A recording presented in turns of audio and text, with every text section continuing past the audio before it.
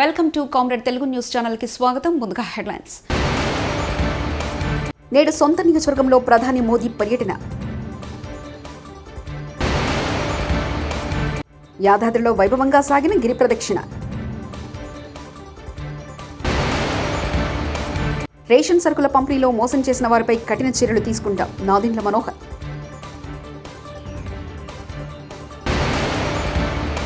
విజయవాడలో క్యాంపు కార్యాలయాన్ని పరిశీలించిన ఉప ముఖ్యమంత్రి శ్రీ పవన్ కళ్యాణ్. ప్రధాని నరేంద్ర మోదీ ఈరోజు వారణాసిలో పర్యటించనున్నారు. ఈ పర్యటనలో భాగంగా సాయంత్రం 4 గంటలకు లాల్ బహదూర్ శాస్త్రి ఇంటర్నేషనల్ ఎయిర్పోర్టుకు ఆయన చేరుకుంటారు. అనంతరం వారణాసిలో ఏర్పాటు చేసిన పీఎం కిసాన్ సమ్మాన్ సమ్మేళన కార్యక్రమంలో ప్రధానమంత్రి కిసాన్ యోజన కింద లబ్ధిదారులకు 17 విడత విధులను ఆయన విడుదల చేయనున్నారు. కేంద్ర రక్షణ శాఖ మంత్రి రాజ్నాథ్ సింగ్ నివాసంలో బీజేపీ సారథ్యంలోని ఎన్డీఏ నేతలు మంగళవారం సాయంత్రం 4 గంటలకు కీలక సమావేశం జరపనున్నారు. 18వ లోక్సభ స్పీకర్, డిప్యూటీ స్పీకర్గా ఎవరిని ఎంపిక చేస్తారనే ఊహాగానాల నేపథ్యంలో ఈ కీలక సమావేశం జరుగుతుంది. ఎన్డీఏ భాగస్వాముల మధ్య స్పీకర్, డిప్యూటీ స్పీకర్ విషయంలో ఏకాభిప్రాయ సాధన కోసం ఈ సమావేశంలో చర్చిస్తారని తెలుస్తుంది. అతిపెద్ద పార్టీగా నిలిచిన బీజేపీ ఈసారి కూడా స్పీకర్ పదవిని తిరిగి నిలబెట్టుకునుంది. డిప్యూటీ స్పీకర్ పదవిని ఎన్డీఏ భాగస్వాములకు కేటాయిస్తుందని సమాచారం. రాజ్నాథ్ నివాసంలో జరగనున్న సమావేశంలో జేపీ నడ్డా, కిరణ్ రిజిజు, చిరాగ్ పాశ్వాన్, రామ్మోహన్ నాయుడు, కింజరాపు, లలన్ సింగ్ తదితరులు హాజరవుతారని తెలుస్తుంది. ప్రముఖ పుణ్యక్షేత్రం యాదాద్రిలో గిరి ప్రదక్షిణ వైభవంగా జరిగింది. స్వామి జన్మ నక్షత్రం స్వాతి సందర్భంగా మంగళవారం ఉదయం నిర్వహించిన ఈ కార్యక్రమంలో భారీ సంఖ్యలో భక్తులు పాల్గొన్నారు. ప్రభుత్వ వైపు ఆలేరు ఎమ్మెల్యే బీర్లా ఐలయ్య, ఆలయ ఈవో భాస్కరరావు సమక్షంలో వైకుంఠ ద్వారం వద్ద ప్రత్యేక పూజలు నిర్వహించారు. కొండ చుట్టూ ప్రదక్షిణ చేశారు.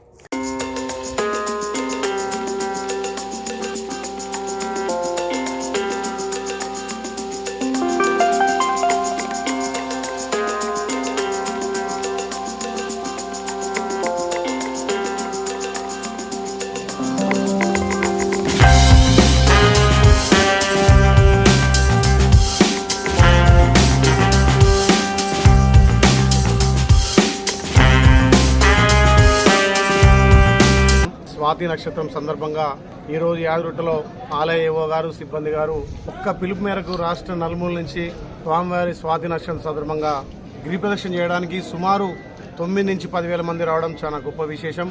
ఈ సాంప్రదాయాన్ని రాష్ట్ర నలుమూల, దేశం నలుమూల ప్రతి భక్తుడు గిరి ప్రదక్షిణ చేసి స్వామివారి ఆశీస్సులతోటి స్వామివారి దగ్గర కోరికలు తీర్చుకోవడం కోసం ఈ గిరి ప్రదక్షిణ ఎంతగానో భక్తులకు ఒక మనోధైర్యం. స్వామివారి సన్నిధిలో గిరిప్రదక్షిణ చేయడం జన్మధన్యంగా మబ్బుల 5 గంటల నుంచి సుమారు ఒక 45 నిమిషాల్లో మెట్ల ద్వారా స్వామివారి దర్శనం చేసుకోవడం. గతంలో ఇక్కడ ఉన్నటువంటి సాంప్రదాయాలు ఈ 9 ఏళ్లుగా లేకపోవడం, ఇక్కడ వచ్చినటువంటి యువ గారు చొరవతోటి ఆలయ సిబ్బంది కూడా, అర్చకులు కూడా మళ్ళీ గతంలో ఉన్నటువంటి పూర్వవైభవం తేవడానికి వాళ్ళ ప్రయత్నం సఫలించింది. గతంలో ఉన్నటువంటి సాంప్రదాయాలను మళ్ళీ పునరుద్ధరించి వచ్చే భక్తులకు అన్ని విధాల ఫెసిలిటీ కల్పించి స్వామివారి దర్శనం కూడా ఒక గంటలోనే దర్శించుకునే విధంగా ఇంకా చర్యలు తీసుకొని వారికి అందరికి కూడా ఇక్కడ భోజన వసతులతో పాటు మొన్ననే ఇక్కడ సమావేశంలో సుమారు ఒక 5,000 మందికి రోజు నిత్యాన్నదానం కూడా జరిగే విధంగా దానికి ఒక ₹1 కోటి కమిషనర్ గారితో కూడా శాంక్షన్ తీసుకొని వచ్చే ప్రతి భక్తుడు కూడా ఈడ అన్నదాన కార్యక్రమంలో భోజన వసతి చేసుకొని స్వామివారి దర్శనం చేసుకొని వాళ్ళ మొక్కులు చెల్లించుకొని పోయే విధంగా స్వామివారి ఆశీర్వాదంతో దినదినాభివృద్ధిగా యారుటం. పౌర సరఫరాల శాఖ ద్వారా పేదలకు సరఫరా చేసే సరుకుల పంపిణీలో మోసం చేసిన వారిపై కేసులు నమోదు చేసి కఠిన చర్యలు తీసుకుంటామని పౌర సరఫరాల శాఖ మంత్రి నాదెండ్ల మనోహర్ స్పష్టం చేశారు. సరుకుల తూకాల్లో అక్రమాలకు పాల్పడిన వారితో సహా వారి వెనుక ఉన్న వారిని వదిలిపెట్టేది లేదని స్పష్టం చేశారు. కేసులు నమోదు చేసి కఠిన చర్యలు తీసుకుంటామని హెచ్చరించారు. 2 రోజుల క్రితం తెనాలిలో మండల స్థాయి స్టాక్ పాయింట్లో తాను తనిఖీ చేసినప్పుడు కందిపప్పు, పంచదార, పామాయిల్ తూకాల్లో 50 నుంచి 80 గ్రాములు తక్కువగా ఉన్నాయని గుర్తించినట్లు తెలిపారు. ధాన్యం అమ్ముకునే రైతులకు అన్యాయం జరగదని, పారదర్శకంగా వ్యవహరిస్తామని ఈ సందర్భంగా భరోసా ఇచ్చారు. 80 గ్రాములు తూకంలో తేడా స్పష్టంగా కనపడింది. సో రాష్ట్ర వ్యాప్తంగా సుమారు 253 మండల్ లెవెల్ స్టాక్ పాయింట్లని తనిఖీ చేసి సమగ్రమైన రిపోర్టు ప్రజెంట్ చేయమని ఆ రోజు నేను అధికార యంత్రాంగాన్ని కోరాను. దానికి అనుగుణంగా ఇప్పటి వరకు 62 MLS పాయింట్స్ పరిశీలించారు. స్టాక్ పాయింట్స్లోకి వెళ్ళి శాంపిల్స్ తీసుకుని చెక్ చేశారు. అందులో సుమారు 24 కేసెస్ డిటెక్ట్ అయినాయి. సో ఈ 24 కేసెస్ కూడా కేసు బుక్ చేస్తున్నారు. చాలా సీరియస్గా చట్ట ప్రకారంగా ఎవరైతే సప్లై చైన్లో ఇన్వాల్వ్ అయ్యారో వాళ్ళందరిపైన కూడా చాలా బలమైన చట్టాన్ని తీసుకొచ్చి దానికి అనుగుణంగా కేసెస్ రెడీ చేయమని చెప్పారు. ఎల్లుండి కల్లా ఈ 253 స్టాక్ పాయింట్లో కూడా పూర్తి స్థాయిలో లీగల్ మెట్రాలజీ డిపార్ట్మెంట్, అదేవిధంగా స్థానికంగా ఉన్న జాయింట్ కలెక్టర్లు, తహసీల్దారు వాళ్ళు కూడా వెరిఫికేషన్ చేసి ఒక సమగ్రమైన విచారణ అందించిన తర్వాత తప్పకుండా వీళ్ళపైన చర్యలు తీసుకునే విధంగా స్పందిస్తాం. ఇది పెద్దగా ఇదేమీ రాకెట్ సైన్స్ కాదు. మేము కోరుకునేది ఏంటంటే వినియోగదారుడికి ఒక భరోసా కల్పించాలి, నిజాయితీగా వ్యవహరించాలి. 500 గ్రాముల ప్యాకెట్ పాపం పేదవాడు కొనుక్కుని ఇంటికి తీసుకెళ్తున్నప్పుడు అందులో కొంతమందికి బెనిఫిట్ అయ్యే విధంగా 40 నుంచి 50 గ్రాములు తగ్గించుకుని వీళ్ళు రాష్ట్ర వ్యాప్తంగా. Andhra Pradesh deputy CM Pawan Kalyan camp కార్యాలయం ఖరారు కావాల్సి ఉంది. హైదరాబాద్ నుంచి విజయవాడ జనసేనాని నేరుగా జలవనరుల శాఖ క్యాంపు కార్యాలయాన్ని పరిశీలించారు. తన కోసం ఏర్పాటు చేసిన క్యాంపు కార్యాలయాన్ని పవన్ కళ్యాణ్ నిశితంగా పరిశీలించారు. ఆ కార్యాలయాన్ని జనసేన ముఖ్య నేత నాదెండ్ల మనోహర్ పరిశీలించారు. కార్యాలయాన్ని పరిశీలించి పవన్ కళ్యాణ్కు బాగుంటుందని అభిప్రాయపడ్డారు. ఆఫీసులో పవన్ కళ్యాణ్ ఈరోజు పరిశీలించారు. పవన్ ఓకే అంటే అది ఆయన క్యాంపు కార్యాలయంగా మారుతుంది. పవన్ కళ్యాణ్ డిప్యూటీ సీఎంగా రేపు బాధ్యతలు స్వీకరిస్తారు. పంచాయతీరాజ్, గ్రామీణాభివృద్ధి శాఖలను పర్యవేక్షిస్తారు.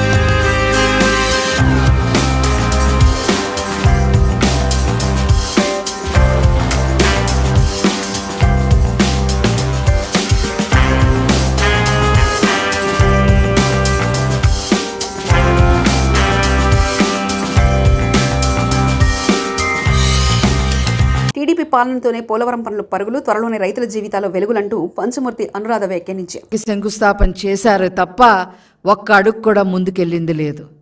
20 ఏళ్ల నాడు మరి వైఎస్ రాజశేఖర్ రెడ్డి గారు శంకుస్థాపన చేశారే తప్ప ఒక్క అడుగు కూడా ముందుకెళ్ళిన పరిస్థితి లేదు. ఏదో పోలవరం ప్రాజెక్టుకి నేను ముందుకు తీసుకెళ్లాను అని చెప్పడానికి ముందు కాలువలు తవ్వేసి మట్టిని మింగేసి మొబిలైజేషన్ అడ్వాన్సులు పేరుతో కమిషన్లు నొక్కేసిన హీన చరిత్ర వైఎస్ రాజశేఖర్ రెడ్డిది. అలా ఆ పోలవరాన్ని కమిషన్లతో తినిపారేసి జలయజ్ఞాన్ని కాస్త ధనయజ్ఞంగా మార్చేసి 1000 కోట్లు మింగేశారు రాజశేఖర్ రెడ్డి కుటుంబం. తర్వాత నారా చంద్రబాబు నాయుడు గారు ముఖ్యమంత్రి అయిన తర్వాత 2014లో ఈ పోలవరం ప్రాజెక్టుని ఆ యొక్క కళని సాకారం చెయ్యాలి, నిజం చెయ్యాలి అనే ఉద్దేశంతో పోలవరాన్ని పరుగులు పెట్టించిన ఘనత నారా చంద్రబాబు నాయుడు గారిది. 72% పోలవరం ప్రాజెక్ట్ని పూర్తి చేయటం జరిగింది. ఒక్క రోజులో 35,000 క్యూబిక్ మీటర్ల కాంక్రీట్ని నారా చంద్రబాబు నాయుడు గారు వేయించడం జరిగింది. ఒక గంటకి 13,080 క్యూబిక్ మీటర్ల కాంక్రీట్ని ఆ రోజు పోలవరం ప్రాజెక్టులో చేయించడం వల్ల గిన్నీస్. మంగళగిరి ప్రజల కోసం మంత్రి నారా లోకేష్ ఉండవల్లి నివాసంలో నిర్వహించిన ప్రజా దర్బార్కు నియోజకవర్గం నుంచి పెద్ద ఎత్తున తరలివచ్చారు. తమ సమస్యలపై వినతి పత్రం అందించారు. ప్రత్యేక యంత్రాంగం ఏర్పాటు చేసి వీలైనంత త్వరగా అందరి సమస్యలు పరిష్కరిస్తానని మంత్రి భరోసా ఇచ్చారు.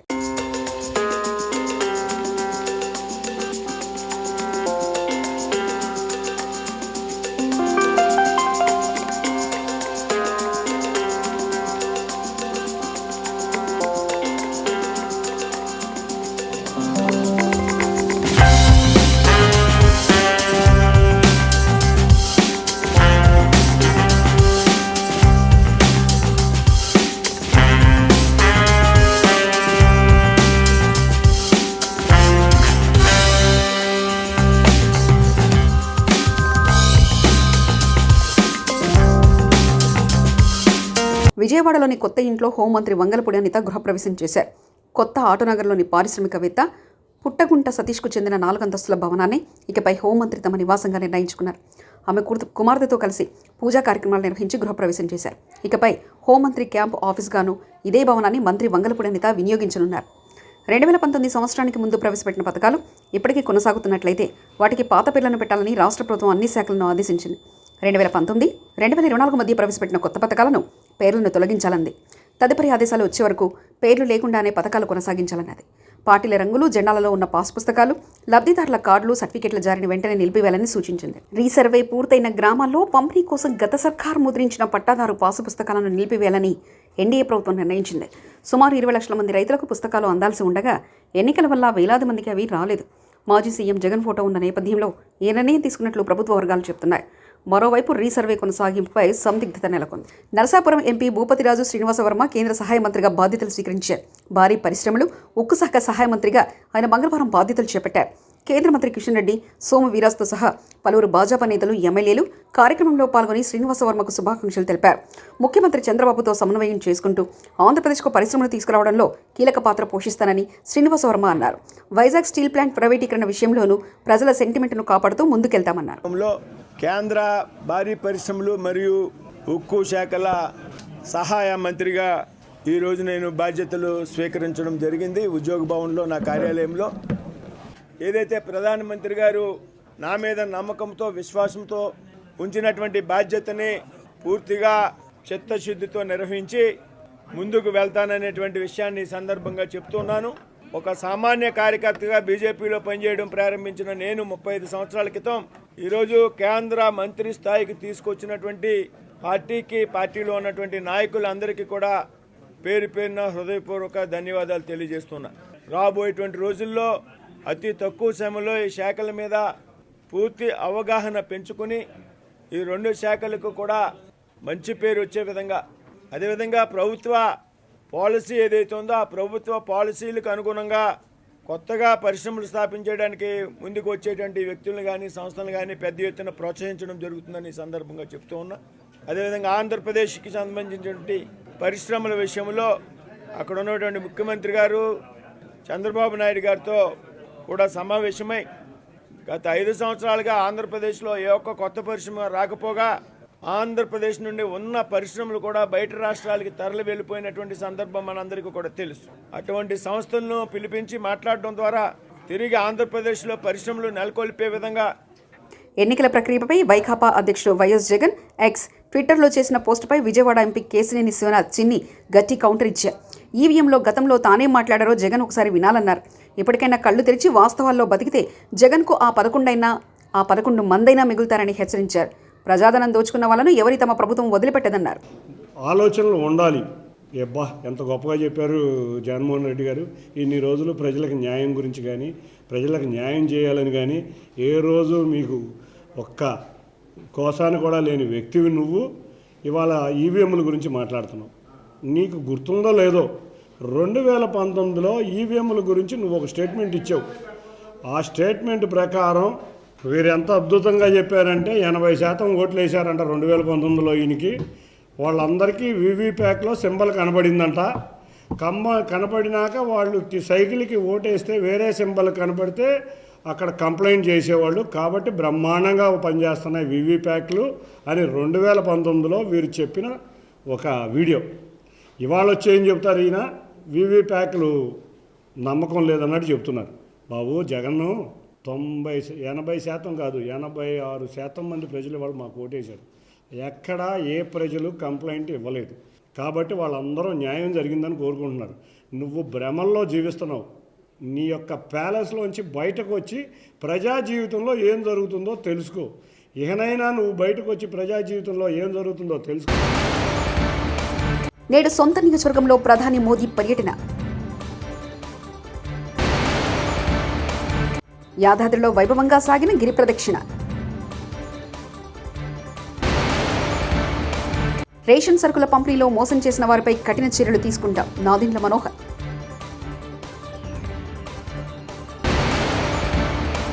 విజయవాడలో క్యాంపు కార్యాలయాన్ని పరిశీలించిన ఉప ముఖ్యమంత్రి శ్రీ పవన్ కళ్యాణ్.